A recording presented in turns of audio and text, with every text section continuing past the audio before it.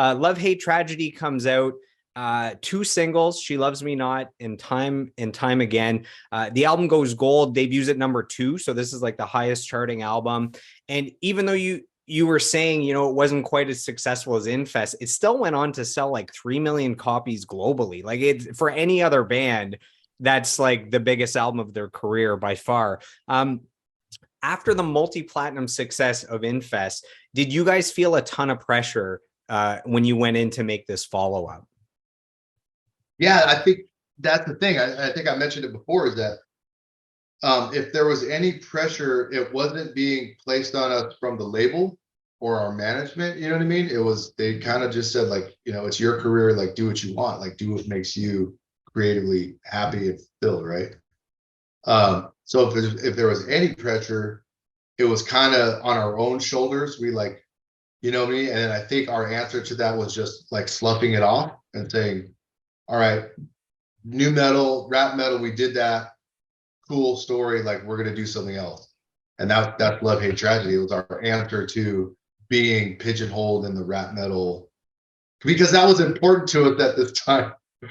And it's funny, like, Tobin, when he recounts like the making of that record, he's like, we had just basically like won the Super Bowl of like new, the new bands, right?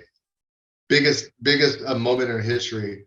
We were successful, we're like rock stars now, and we were fucking miserable.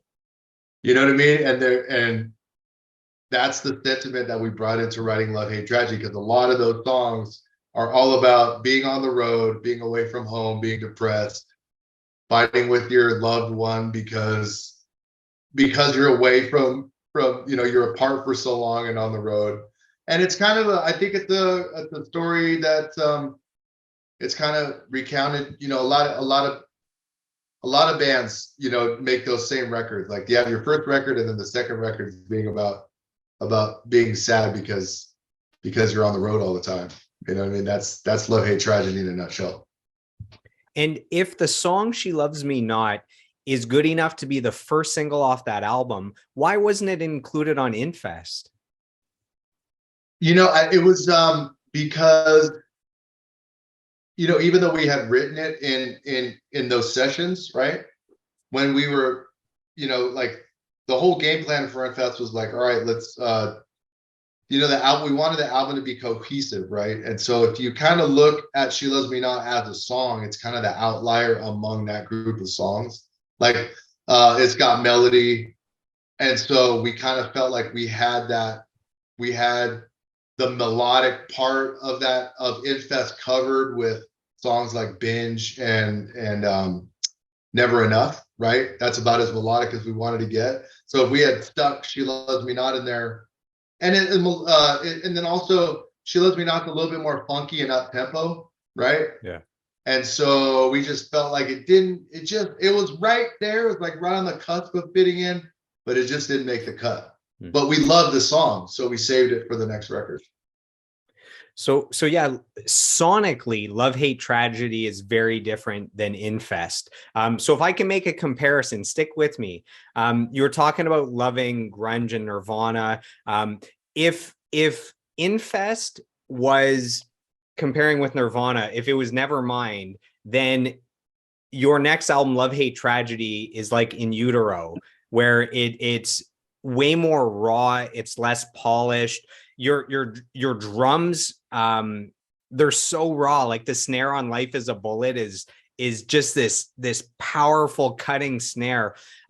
Was that a conscious choice to, maybe looking at Infest and saying it's so polished, like, it sounds sonically perfect, let's go like very raw? And maybe that's like a love letter to all the bands you grew up with that were a lot more raw. I don't know if any of that is making sense, but that's when I listen to Love Hate Tragedy, I'm hearing a shift sonically from Infest.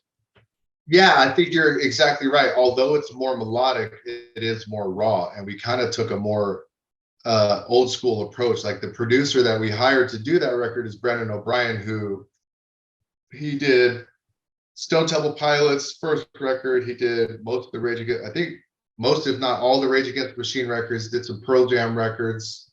He was the engineer on Blood Sugar Sex Magic, the Chili Peppers album. So he like, we knew the name, we knew his work, and we cherry picked him to do the second record, like on purpose, because we knew he would take us in the direction we wanted to go. And he's heavily inspired from like the older recording techniques of like using real tape and like less computer processing. Like I remember when we went into the studio, like Brendan was like, when he came to talk to me about doing my drum tracks, and he's like, Dave, like he's like, I know, because at that time Pro Tools had made its entry into the industry, and Infest is pro. It's funny because when I listen to Infest now, and we thought like, oh my God, it's like Pro Tools to death. And you look at it now, it's like, that ain't nothing, baby. Like, if you knew how records are made now, it's like, why does anyone even play an instrument anymore? I have no idea. It's like, everything's just like plug it in the computer and it's all in the box now. But so even though we felt like Infest had a ton of Pro Tools on it, we go back and listen to it now and it sounds so raw, right? But with Love Hate Tragedy, it's even more raw, because the only thing we used Pro Tools for was we recorded everything to tape and then dumped it into Pro Tools. And we didn't do any drum editing. So Brendan, when he came to talk to me about my drum tracks, he goes, listen, man, like, I'm not going to sit here and quantize all your beats, and I'm not going to like replace all the sounds with different sounds. You like, if you want a certain sound out of your snare and your drum, we have to tune them that way in the studio. You have to play it. If like, he thought, if you're not happy with the way it sounded and the way you played it, he's like, play it again. You know what I mean? He's like, I'm not going to see. So the most I will do is I'll take one half of one take and maybe another half of another take and put them together. So that's all I'm doing for you.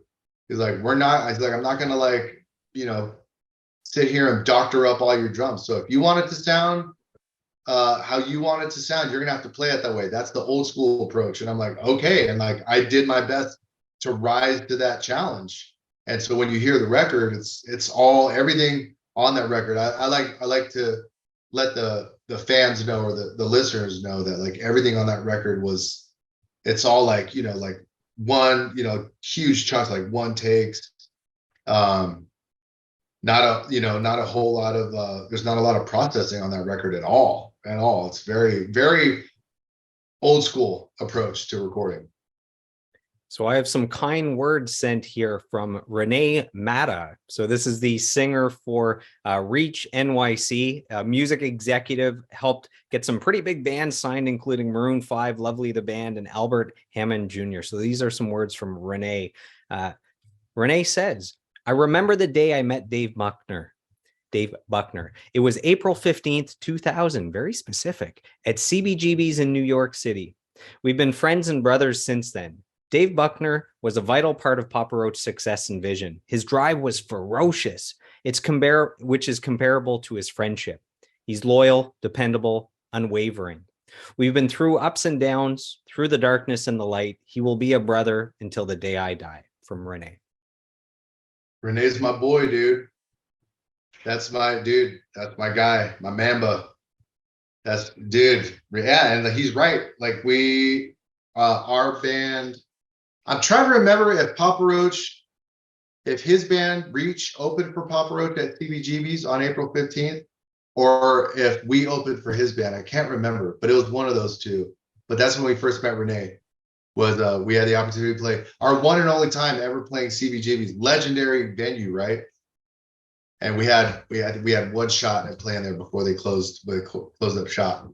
But I put that on my bucket list. And Renee, once again, another lifer. He's a great dude. And CBGB's, that's famous for like the Ramones, right?